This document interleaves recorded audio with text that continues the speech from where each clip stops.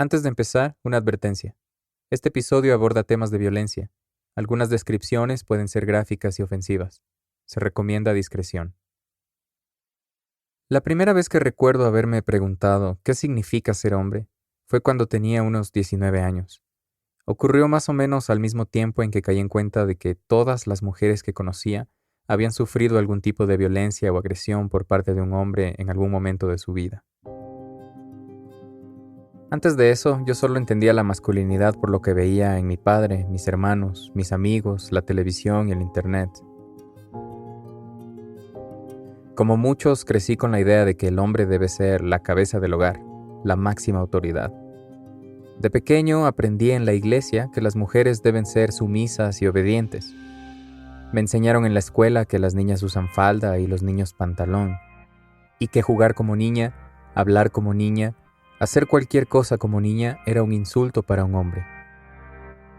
Aprendí erróneamente de la pornografía que la virilidad medía mi hombría y que era más macho si estaba con más mujeres, y que podía tener a la mujer que quisiera, a las buenas o a las malas. Aprendí que ser hombre era prácticamente no ser mujer. Y no solo eso, sino que ser hombre era mejor que ser mujer. Al crecer, veía que esta manera de ser hombre se manifestaba en la sociedad de maneras muy violentas. Agresiones físicas, violaciones, abusos sexuales, asesinatos, maltrato psicológico. Me aterra ver que, por esta masculinidad, en Ecuador muere una mujer cada 72 horas, y las cifras de mujeres víctimas de violencia son alarmantes en todo el continente. Eventualmente, yo sentí que esa forma normalizada de ser hombre no era algo con lo que yo me identificaba. Pero no era el único. Conforme hablaba con más hombres, me daba cuenta que muchos estamos cuestionando esta idea de masculinidad y que hay muchas formas de vivirla. Así que empecé por preguntar a más personas de distintas edades qué es la masculinidad para ellas. Y estas fueron algunas de sus respuestas. Carta de presentación del sexo varonil. Esta sensación de protección. A veces por los cromosomas Y y cromosoma X. Son las características que se supone definen a un hombre. Son los atributos de toda índole que le caracterizan al varón. Es su virilidad en sí. Poder demostrar libremente el cariño y el amor a tus hijos, a tu pareja, a tu familia. Creo en que el varón tiene que ser una persona con suficiente caballerosidad. Para mí la masculinidad a este punto es un concepto muy anticuado. En mi opinión es el peor enemigo del hombre, de la mujer y de todos. Creo que también hay distintas masculinidades, ¿no? Cuando escuché estas respuestas me di cuenta de que había muchas cosas que se repetían, como el concepto de valentía, de caballerosidad o de protección. Pero había otras respuestas que me sorprendieron, como que la masculinidad es el peor enemigo del hombre, o que está estrechamente ligada al momento en que nos encontramos en nuestras vidas, como la paternidad. Y es que hay muchas formas de ser masculino, pero si esto es así, ¿por qué se nos hace tan difícil ver otras formas de ser hombre, que no sean la típica del macho latino? ¿Y por qué nos cuesta tanto hablar de esto?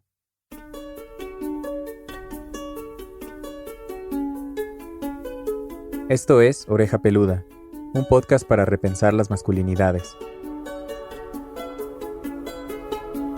Este es el primer episodio, y hoy vamos a hablar de por qué en el momento en que estamos ahora en el mundo es importante hablar de masculinidades.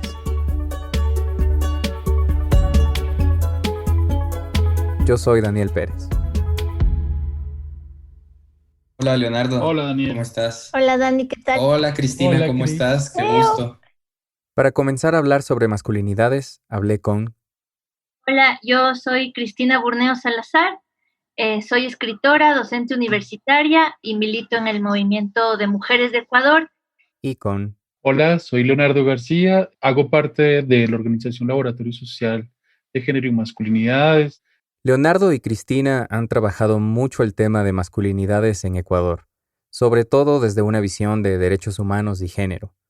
Entonces comencé por preguntarles lo más básico, o bueno, lo más general. Quisiera saber dentro de los estudios de género, ¿qué nos dicen? ¿Cuál es en sí la definición de lo que es la masculinidad? Creo que las definiciones sobre masculinidades tendrán que irse buscando. Hoy tenemos algunas definiciones sobre la masculinidad en singular como un dispositivo de poder. ¿Eso qué significa? Como un aparato ahí construido para que los que nos identificamos como hombres o los sujetos cisgénero desarrollemos el control o el disciplinamiento y el dominio de la vida. Cisgénero, es decir, una persona cuya identidad de género coincide con su sexo biológico. Esto es importante porque bajo este precepto se ha creado la idea errónea de que solo se puede ser masculino si se es un hombre heterosexual, y por eso, algunos miles de años, la masculinidad ha significado dominio de la vida de las mujeres, ha significado violación, ha significado poder económico. Pero no solo eso, hay muchos ejemplos de la cotidianidad de cómo los hombres monopolizan los recursos, como que los hombres reciban mejor salario que las mujeres y por lo tanto tengan más libertad económica, o que sean hombres quienes decidan cuál es la forma correcta de ser mujer o de ser femenina, o que haya más hombres en la política dominando los espacios donde se toman decisiones sobre la vida. Hoy que estamos en el 2021, ¿no? Decir masculinidad tiene que significar algo que no suponga amenaza, violencia, desigualdad. Porque las relaciones humanas han cambiado conforme las luchas sociales han reclamado derechos fundamentales. Ya lo hemos visto en cómo las mujeres han ido ganando espacios a los que antes no podían acceder, como el derecho de la mujer a ejercer su voto, por ejemplo. Y este cuestionamiento de lo que significa ser mujer, y por lo tanto lo que significa ser hombre, ha sido posible gracias al desarrollo de las teorías feministas, porque, como lo explica Cristina Burneo, lo que el feminismo le ha propuesto a la sociedad entera, que es una emancipación a través de la vida de las mujeres, pero una emancipación de todo el mundo, obliga a quienes se identifican como hombres a tomar esa tarea. La tarea de replantearse. ¿Qué significa ser hombre? ¿Qué significa la palabra masculinidad para mí? Ha tomado algunos siglos que esto se ponga en crisis, pero es por algo, ¿no? Es porque está cambiando de significados, igual que mujer, igual que amor, igual que cuerpo, igual que sexo, igual que un montón de palabras que ahora se están moviendo mucho, ¿no? Que se agitan. Pero cuando hablamos de la masculinidad, buscar ese nuevo significado es justamente el principal reto porque, dice Leonardo, muchos hombres recién se están planteando esta pregunta. Es más, en América Latina la discusión lleva apenas unos 25 años más o menos. Es una conversación que recién comienza. Y por supuesto ahí se abre otras posibilidades de pensar que hay masculinidades que se plantean en plural, como la posibilidad de salir de ese discurso único y que define como una existencia a partir de la violencia, de la dominación. Es decir, que hay otras formas de ser hombres. Pero romper con esa idea de la masculinidad violenta y plantear una nueva discusión no ha sido un proceso fácil. Un poco para entender por qué, digamos, esa asociación con la violencia y la dominación. Es que efectivamente la masculinidad, al ser este dispositivo de poder, de control, pues, unge a los hombres de privilegios. Privilegios que van desde mejores oportunidades laborales, mejores salarios, hasta el hecho de caminar por las calles en la noche de manera tranquila. Y muchos hombres harían lo que fuera por no perder esos privilegios, incluso si es que eso implica no denunciar las violencias que otros hombres ejercen sobre los cuerpos de las mujeres. Es una especie de complicidad que se la conoce como el pacto patriarcal.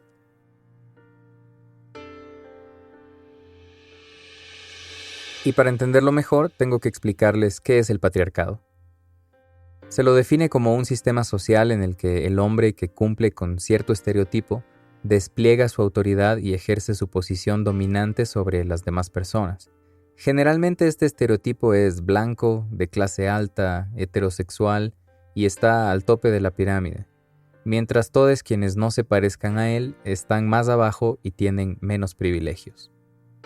Entonces, en este pacto patriarcal, los hombres se convierten en una especie de guardianes de ese sistema para proteger sus privilegios a toda costa.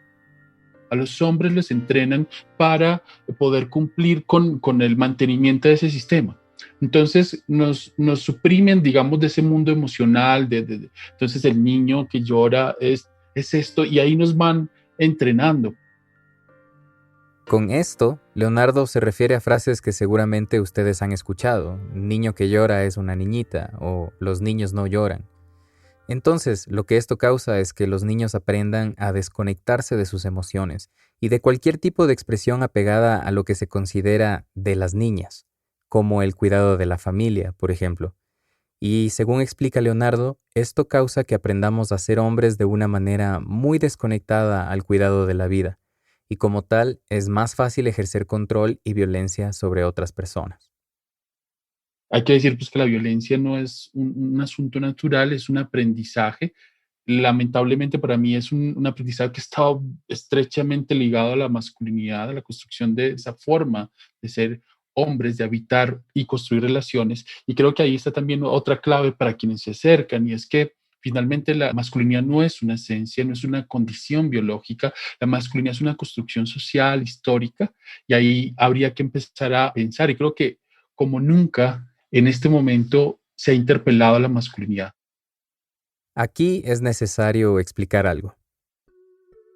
Los estudios de género plantean que el concepto de feminidad y masculinidad, como las conocemos, son al final roles aprendidos por la sociedad, por lo que consumimos en la televisión, en los medios de comunicación, por lo que nos enseñan las otras personas en nuestras vidas.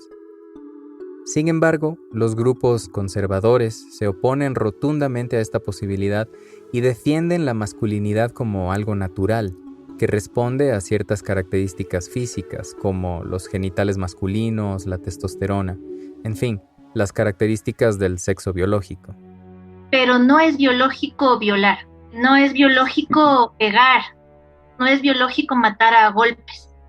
No es biológico, uso ese término para marcarlo, ¿no? No es biológico denigrar la palabra de las mujeres.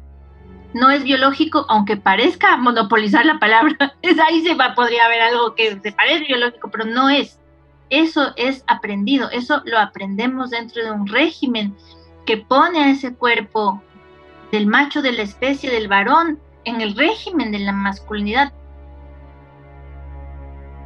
Entonces, si es que nada de esto es biológico, ¿por qué somos los hombres los que actuamos de esta forma? Hoy en día, los estudios de género han tratado de responder esta pregunta de distintas formas. Una de ellas es ofreciendo términos para denominar este estereotipo de masculinidad violenta y dominante, llamándola masculinidad hegemónica y patriarcal. También, desde el feminismo y la psicología se utiliza el término masculinidad tóxica, porque genera daños a la sociedad, incluyendo a los propios hombres. A la par, nuevos términos y categorizaciones han ido surgiendo como contrarrespuesta en la discusión académica y política respecto a otro tipo de masculinidades. En el libro Masculinidades posibles, otras formas de ser hombres, Javier Omar Ruiz habla de algunos de estos términos, como masculinidades positivas, nuevas masculinidades, aunque la palabra nuevas no quiere decir necesariamente mejores, masculinidades antipatriarcales, en las cuales es importante cuestionar el privilegio de los hombres y luchar por igualdad, y masculinidades libertadoras, como una postura de más incidencia política. Pero además de estos términos, es importante pensar en las diferentes masculinidades que han sido invisibilizadas por mucho tiempo, como por ejemplo, las masculinidades en hombres homosexuales o en hombres trans.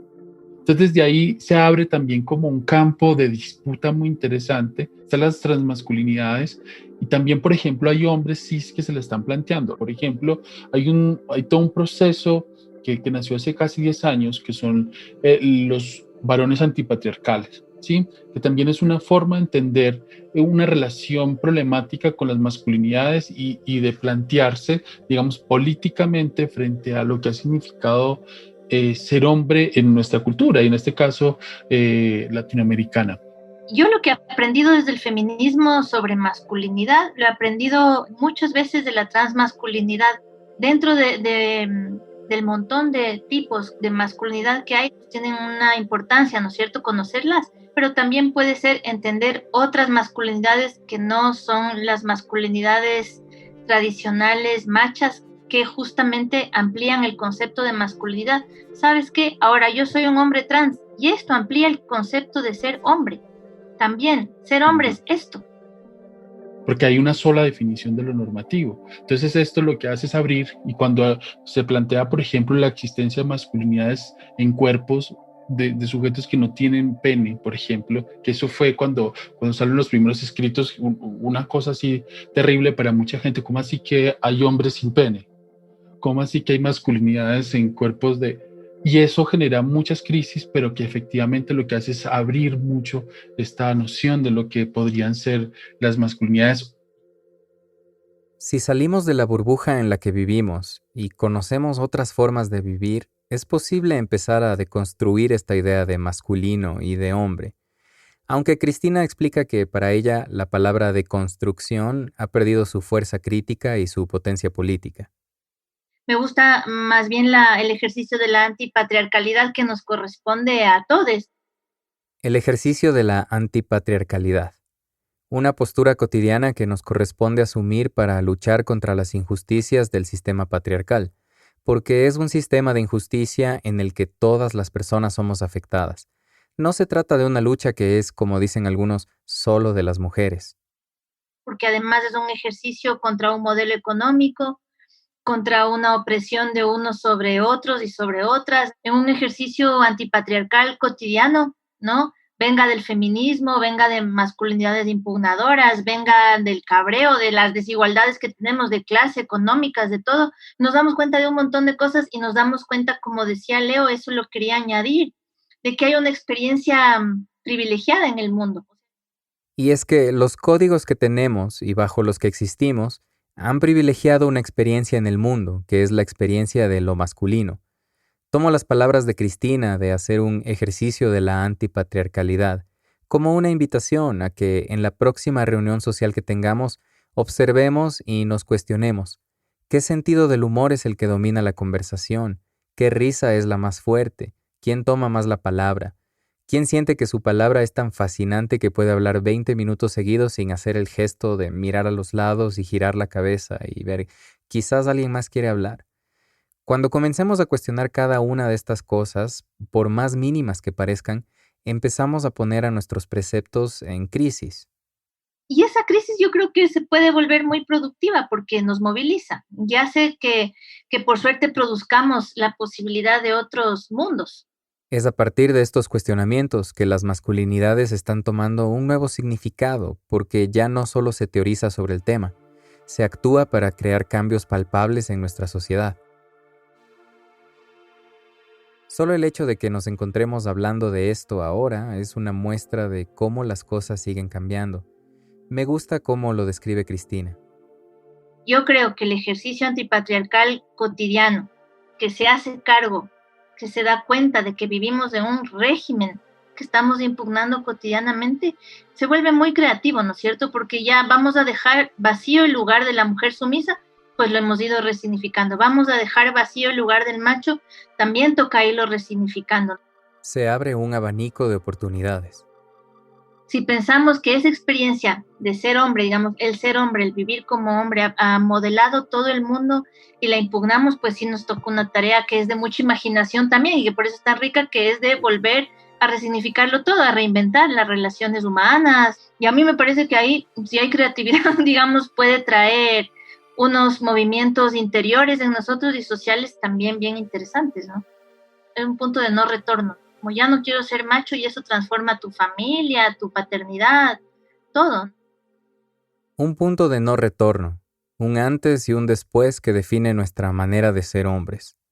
Quizás en este punto una de las cosas más difíciles, o por lo menos considero que es muy difícil para mí, es qué hacer con estos cuestionamientos y qué cambios adoptar en mi comportamiento cotidiano, porque la realidad es que muchas veces la presión de grupo pesa más de lo que realmente siento. Yo no sé cuál es exactamente el camino, pero sí sé que el ejercicio cotidiano de la antipatriarcalidad por parte de todos transforma nuestras relaciones. Entonces yo diría, si hacemos consciente ese ejercicio cotidiano, ya sabemos que arruinamos las cenas familiares y que no hay ningún espacio que queda intocado. Pero también sabemos que ese espacio que es la cena familiar arruinada no queda intocado y que por eso se transforma, que por eso nos emancipa.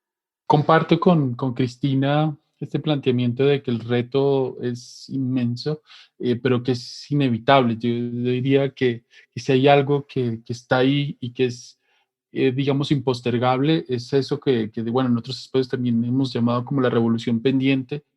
Y esa revolución pendiente puede comenzar con pequeños gestos en la vida cotidiana. Al patriarcado le incomoda mucho una mujer que hable, que piense, que opine, que exprese, que no sea sumisa. Parece simple, pero solo con hacer eso, una mujer ya está saliendo del molde que le asignó el sistema. Son gestos que pueden empezar a generar esos cambios, porque de alguna forma apuntan a las injusticias y a las violencias que ejercen los hombres. Hay unas interpelaciones súper fuertes y muchos se las toman como personal y dicen, pero es que yo no soy así, claro, pero es que no se trata de ti, se trata de una lucha histórica, hay que poner en perspectiva siempre, si no nos vamos a echar un montón de mentiras y creo que es una de las resistencias más frecuentes. Es decir, que aunque yo como hombre no haya golpeado a una mujer, no quiere decir que eso no pase con muchísima frecuencia. Y menos aún que porque yo no soy así, no tengo que hacer nada al respecto.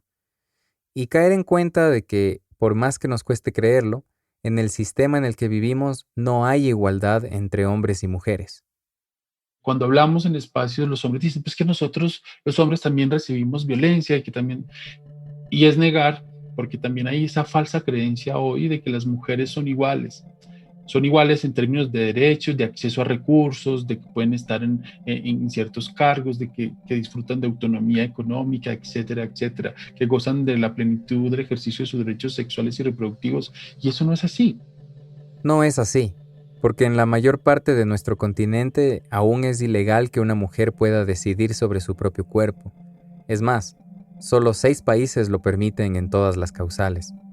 No es así porque cuando una mujer es violada o asesinada, lo primero que se hace es cuestionar qué ropa estaba puesta o si había tomado alcohol, o porque, como algunas encuestas recientes han informado, al aplicar para un nuevo trabajo, a una mujer le hacen preguntas como ¿piensas tener hijos? O ¿te gusta el sexo?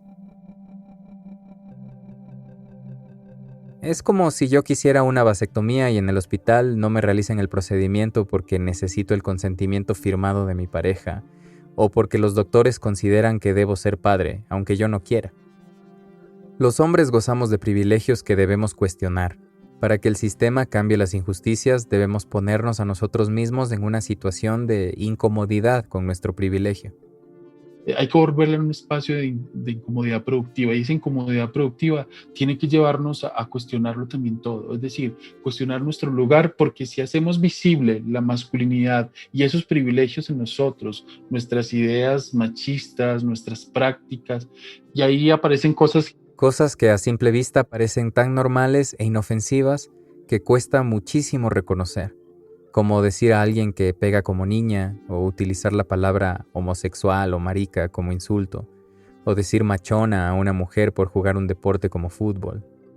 Hay una caricatura que es una trampa de que la violencia es el golpe o la agresión sexual, que son violencia brutal, pero es que también hay otras formas que son las más presentes, las más cotidianas, y es esa que se da desde el gesto, desde la desaprobación, desde el no reconocimiento, desde no escuchar, porque no sabemos, o sea, si no hemos entendido qué es la masculinidad, no la hemos hecho visible, menos hemos hecho, digamos, oído de lo que están diciendo las mujeres. Y para empezar a construir una mejor masculinidad, tenemos que escuchar a las mujeres y sus experiencias. Pero sobre todo tomar conciencia de que muchos hombres entendemos el mundo a partir de lo que somos nosotros, pero nosotros no tenemos la experiencia de vivir con el miedo, por ejemplo, de salir a la calle, ¿sí? Y desde ahí uno no puede, digamos, entender el mundo si uno solo se está parando en su pedacito de él. Entonces, creo que aquí tenemos un reto muy grande y es, bueno, empezar a reconocer más que afuera, adentro, qué prácticas tengo, qué discursos tengo, cómo me relaciono, cuál es el vínculo, o sea, asumir una mirada autocrítica permanente. Y desde ahí empezar, digamos, amorosamente, diría yo. Esas son las transformaciones sociales que suceden en la cotidianidad, en el cuerpo, en nuestros diálogos, y eso es lo que hace tangible que hay un cambio.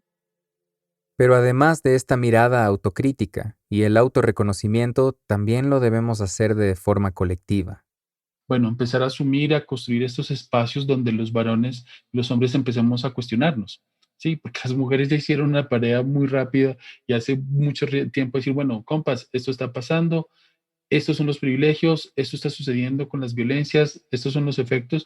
Nosotros no hemos sido capaces de articular otra respuesta. Y creo que ahí es donde tenemos que empezar a creativamente a juntarnos, a tener conversaciones, espacios para poder, digamos, compartir este proceso de preguntas y de malestares que tenemos que no sabemos cómo resolver individualmente. O como menciona Cristina, creo que esa es la cosa, ¿no? Cómo ejercer esa creatividad, cómo apropiarnos de esa creatividad política. Creo que tomar partido es importante, porque la neutralidad no nos ha llevado a nada bueno, a nada mejor, desde lo personal a lo colectivo. Más allá de querer nombrarse dentro de algún término como masculinidades positivas, libertarias, diversas, igualitarias, etc., es hacerlo práctico. O sea, que tu vida en la cotidianidad, si no asumas una lucha políticamente, yo quisiera que al menos un montón de hombres en sus casas dijeran, bueno, sí, yo me asumo ese compromiso de no ejercer violencia, ni simbólica, ni desde el cuerpo, ni desde el golpe, pero asumir una práctica que te pueda decir eso. Y a partir de este compromiso, empezar a generar esos espacios colectivos de trabajo entre hombres, entre masculinos, para poder pensarnos y ampliar estas nociones y empezar a entender lo que ha venido haciendo estos ejercicios y pensarnos desde otro lugar. Si el patriarcado fuera bueno para los hombres estaríamos sanos y no lo estamos. No lo estamos, porque los casos de violencia son cometidos en su gran mayoría por hombres. Porque a diario vemos en los noticieros que hombres matan a mujeres por el hecho de ser mujer. Porque lo que hemos aprendido del patriarcado no nos permite ser libres, libres de llorar, de tener emociones, de ser cariñosos, de expresarnos libremente y con respeto a los y las demás. No nos deja ser nosotros mismos. Creo que sanar también es una posibilidad para muchos, porque si no reconocen todas esas heridas que le ha dejado este sistema, pues difícilmente van a transformar la relación con las mujeres o con las desigualdades que estamos viendo, porque estamos en una situación de desigualdades profundas frente a las cuales no podríamos quedarnos simplemente callados. Entonces, bueno, creo que por ahí hay una tarea muy, muy importante que hacer. Muchísimas gracias. Chao. Abrazos. Entonces, ¿por qué hablar de masculinidades ahora? Porque otra forma de ser hombre es posible. Y no solo eso, es necesario. Poner en duda nuestros preceptos y adoptar cambios en nuestro comportamiento nos llevará a crear nuevos significados, donde podamos liberarnos de esa masculinidad rígida que nos está marcando, que nos ha dicho por mucho tiempo cómo tenemos que ser y que ha traído consecuencias horribles en nuestra sociedad. Nuevos significados donde muchos más podamos decir, ya no quiero ser macho. Creo que cuestionar nuestro privilegio como hombres no nos hará menos o más hombres. Quizás nos haga mejores hombres. Pero este es solo el inicio. No pienso tampoco que necesariamente sea algo negativo, pero quizás hasta ahora sí lo fue.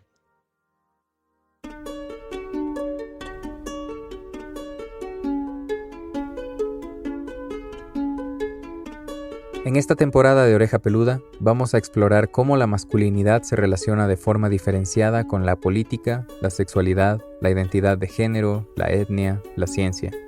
Publicaremos un nuevo episodio el primer jueves de cada mes. Síguenos a través de nuestras redes sociales para estar al tanto.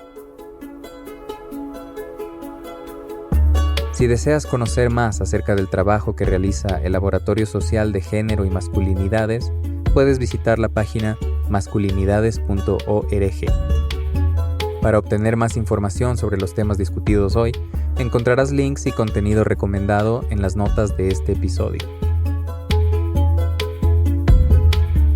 Muchas gracias a Cristina Burneo Salazar y Leonardo García. Gracias también a las personas que aportaron a este episodio con sus respuestas a través de mensajes de voz. En Oreja Peluda somos Matilde Burbano, Adrián Ceballos, María José Mesías, Talía Novoa Lamar y yo, Daniel Pérez. Este podcast es producido en colaboración con FES Ildis Ecuador, Fesminismos y FES Comunicación, y presentado gracias al apoyo de Next Gen Men. Gracias por escuchar.